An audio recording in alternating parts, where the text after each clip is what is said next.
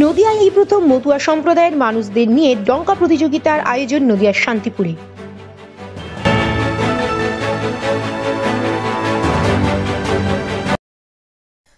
This video is for information and knowledge purpose only.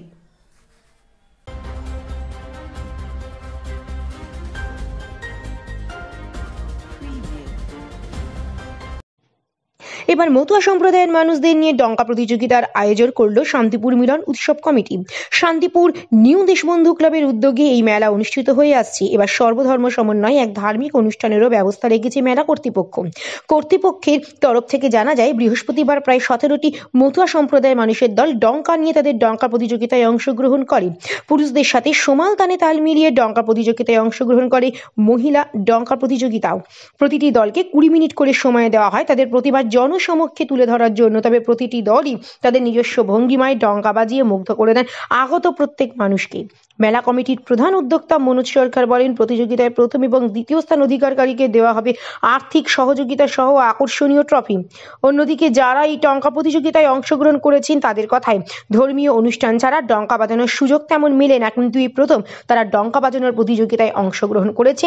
Matua সম্প্রদায়ের মানুষের কথা ভেবে উদ্যোক্তাদের সাধুবাদ জানিয়েছেন প্রতিযোগীরা।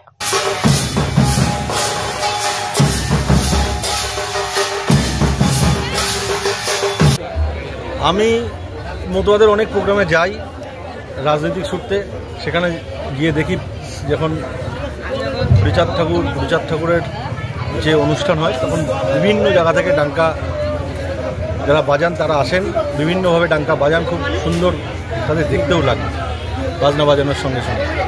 তা তখন আমি ঠিক করি যে আমাদের একটা শান্তিপুরে মিলন উৎসবে একটা ডাঙ্কা প্রতিযোগিতা করা উচিত।